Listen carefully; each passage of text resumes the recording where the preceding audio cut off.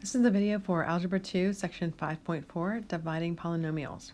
In this lesson, we're going to learn to divide polynomials using long division and then also synthetic division. So let's start with long division. Let's remember back to elementary school when we learned how to do long division. Let's see this problem. It says, what is 672 divided by 21? So remember when we do this, you look and see, okay, we have 21. How many times does 2 go into 6? It goes in 3 times. So we put a 3 here.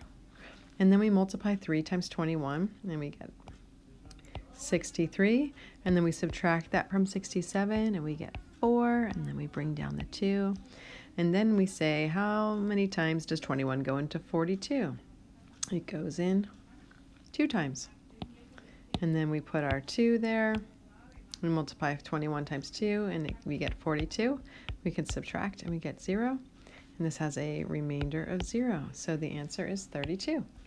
672 divided by 21 is 32. So we can use the same idea, so long division, to divide polynomials.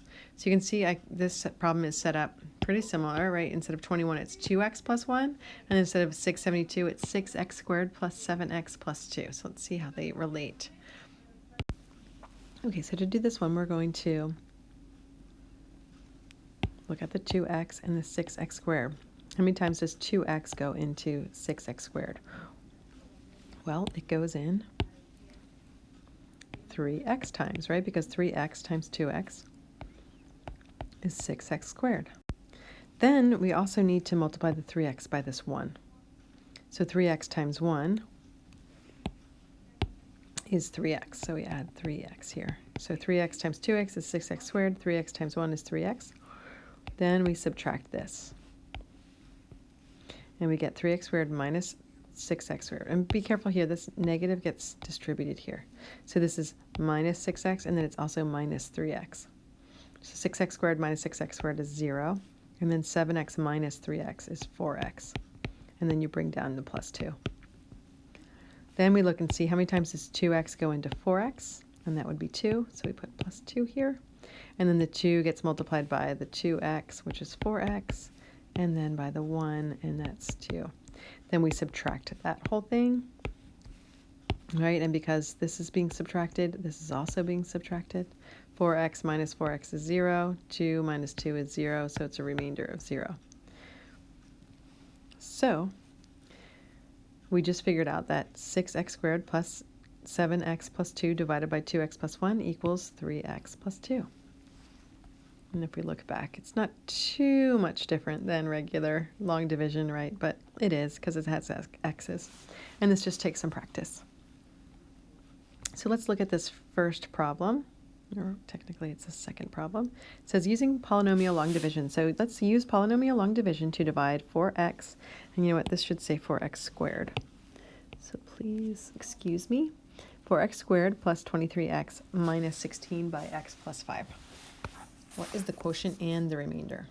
Okay, so let's set up our long division problem. 4x squared plus 23x minus 16. Let's put our x plus 5 on the outside. Okay, so we're going to start with this x and the 4x squared. How many times does x go into 4x squared? Well, that would be 4x times. And we're going to put that, oops, that's a highlighter. We're going to put that here. 4x times. So then 4x times x is 4x squared, and then 4x times 5 is 20x. And we're going to subtract that. Okay, and we'll just change the signs on these so we know that we're subtracting that. We're also subtracting that. So then 4x squared minus 4x squared is 0. 23x minus 20x is 3x. And then bring down the negative 16. Okay, now we're going to look at this x and the 3x. How many times does x go into 3x? Well, it goes in 3 times. So plus 3. 3 times x is 3x. And then 3 times 5 is 15. And we're going to subtract that. And since we're going to distribute the negative here and then negative here. So 3x minus 3x is 0. Negative 16 minus 15 is negative 31. So the quotient is 4x plus 3 with a remainder of negative 31. Okay, so here's one for you to try on your own. Push pause on the video, see if you can do this one by yourself, and then check back for the solution. Okay, hopefully you got 3x minus 8. You can push pause and look at my solution if you did not and see what you did wrong. Okay, moving on, let's try another one. So problem 2, this is called checking factors. So basically, a factor of a polynomial is a polynomial that when you divide it by the other polynomial, then you get a remainder of 0. So that's how we can find, it's one way we can find factors, and that's mainly what this is used for. Basically what this question is asking is, when you divide 3x to the fourth minus 4x cubed plus 12x squared plus 5 by x squared plus 1, do you get a remainder of 0? If you do, that means it's a factor. So let's take a look at this. How many times does x squared go into 3x to the fourth? Well, we need a 3, and we need 2 more x's. So I'm actually going to erase that 3, and I'm going to put it here because this is going to be 3x squared, right? I'm going to line up my like terms here. And if you notice, we are missing a, right, 4, 3, 2, we don't have a 1. So I'm also going to erase this plus 5. I'm going to put in a placeholder plus 0x, and then I'm going to add my plus 5. So you do need that placeholder there. Otherwise it won't work. Okay, so I lined up my x squared, so 3x squared times x squared is 3x to the fourth. And then this is times, oh, you know what, the other thing I need to do is, right, this is 2, and then this is 0. So I'm missing my 0 term here too. So what I'm going to do is rewrite this as x squared plus 0x plus 1. You do need that placeholder. Otherwise it won't work out right. Okay, so 3x squared times x squared is 3x to the fourth. 3x squared times 0x is 0x to the third, right? Because it needs to line up here. That's what that placeholder is for. And then 3x squared plus 1 is 3x times 1 is 3x squared. And then we're going to subtract this. And when we distribute this negative, this becomes negative, this becomes negative, this becomes negative. 3x to the fourth minus 3x to the fourth is 0. Negative 4x cubed minus 0 is still negative 4x cubed. 12x squared minus 3x squared is plus 9x squared. Then you can bring your 0x down and your plus 5. Okay, then we start it again. How many times does x squared go into negative 4x cubed? Well, that would be negative 4x times, right? Negative 4x, right? And see how this now lines up with my 0x, like my placeholder? Negative 4x times x squared is negative 4x cubed. Then negative 4x times 0 is 0 plus 0x squared. And then negative 4x times 1 is negative 4x. All right, and then we're going to subtract this. So that means my signs change, right? This is plus, this is minus, and this is plus. So then this goes to 0. 9 minus 0 stays 9x squared. And then 0 plus 4, this is plus 4x. And then my 5 comes down. Then we're going to see how many times does this x squared go into 9x squared? And that would be 9 times, right? So plus 9. 9 times x squared is 9x squared. 9 times 0 is 0x. 9 times 1, and this is 9. And we're going to subtract this. We're going to change all the signs. Minus, minus, minus. We add them together. This goes to 0. And this stays 4x. 5 minus 9 is minus 4. So this question asks, is x squared plus 1 a factor of this polynomial? And the answer is no, because the remainder is not 0. So it's not a factor. Okay, try this one on your own. This is the same thing. Make sure you put in your placeholders. See, this is degree 4. So you need a spot for, you need a 0x cubed, you need a 0x squared, you need a 0x. So you're going to need 4, 3, 2, 1, 0, 5 terms on the outside. And then this is 5 degrees, so you're going to need 6 terms. 5, 4, you need a 3, you need a 2, you have a 1 and a 0. So make sure you put in your placeholders, divide it, see if you get a remainder of 0. If you do get a remainder of 0, write this thing as the product of two factors.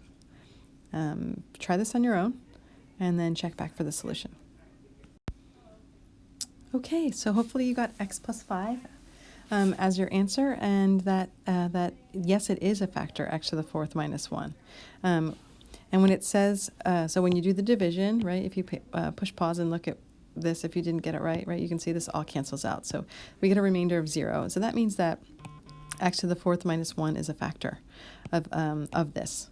And so that means that you can rewrite this, right? A factor, this just means this times this equals this. And right, we don't have to write all these placeholders when we write it here. So we can say, okay, this polynomial, that's equal to x to the 4th minus 1 times x plus 5. And that is a factor. These are two factors. So this is where it says product of two factors.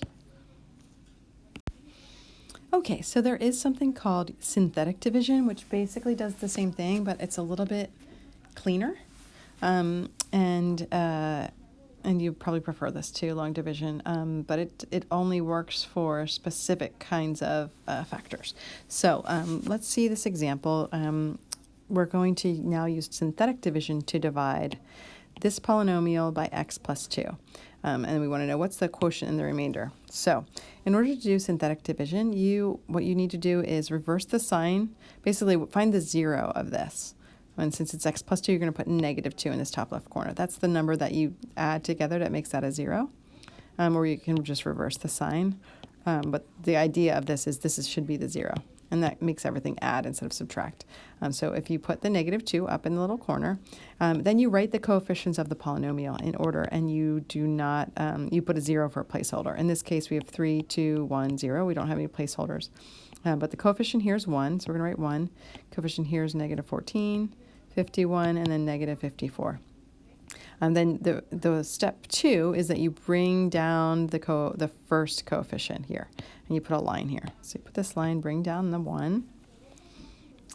Let's move on here. Oops. The second step then is to multiply the coefficient here. Oh, sorry. This coefficient here, 1, by this number here, 1 times negative 2, and you put that number here. Then you add down. Negative 14 minus 2 is negative 16. Then you multiply this by negative 2, and you get 32, which is what here. And then you add down, you get 83. Then you multiply this by that, you get negative 166. And you add down, you get negative 220. And so this is the answer. This example is here. The remainder here, this remainder is, this last number here is the remainder. So then the 3 coefficients, places here, or numbers here, are the coefficients of your new polynomial, or your answer, your quotient. And because we started with a degree 3, this is 3, 2, 1, 0. When you divide by, we were dividing by 1 degree, so we're going 1 degree down. So since this was cubed, this is now squared. So then this is 1x squared, negative 16x, and then 83. And then the remainder is negative 220. So that's how you do synthetic division. See if you can follow along. Your book will actually show all the steps too. So I think this is probably something you should look in the book as well to look and see. I think it's the same example. But I want you to try one on your own here. So follow along in the book too if you didn't get quite all of that stuff down, because the book will have the steps there that will help you do it. And again, this is section 5.4 in your book. And it is problem 2, I think. Yeah, or 3. So use the synthetic division to divide this polynomial by this polynomial. And this is always going to be a binomial of degree 1. That's when you can use synthetic division. And be careful here with placeholders, right? This is 3. We're missing 2. So put a 0 in for the 2, and then 1, 0. So push pause, try this on your own, or try your best, and then check back for the answer. Okay. Did you really try it on your own? Maybe you did, maybe you didn't. I thought this was one that we could still talk through the solution. So that's why I didn't post the solution first. Okay, so you can see here, this is what we're dividing by, the x minus 7. So positive 7 is the number that you plug in here, 7 minus 7 to get 0. So we're going to put the 7 up in the corner. Or right, you just change the sign on the negative 7. Okay, and then I'm going to put my coefficients here. This is an invisible 1. And then x squared is invisible 0 x squared, right? And then, so I'm going to put a 1, 0, negative 57, and then positive 56. This is my degrees, right? 3, 2, 1, 0. So you want to always make sure you line those up right.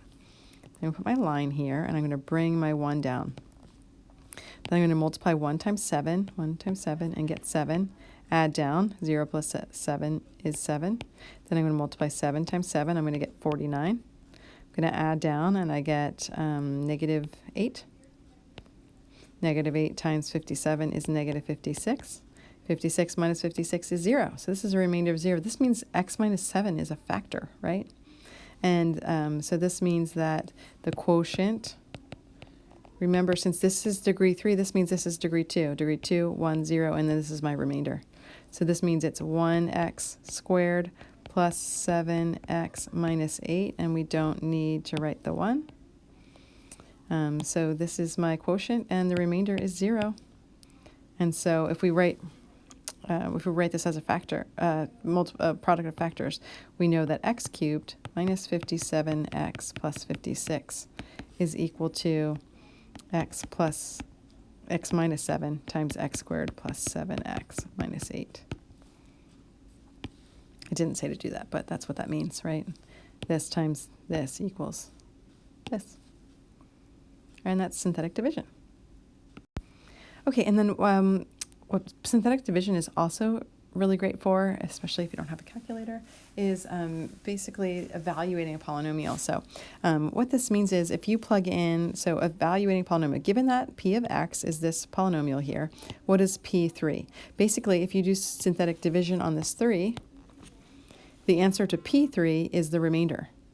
So, and this is one way you can find 0. If the remainder is a 0, that means it's a 0, and that means it's a factor. So, or x minus that number is a factor. So let's set up our synthetic division.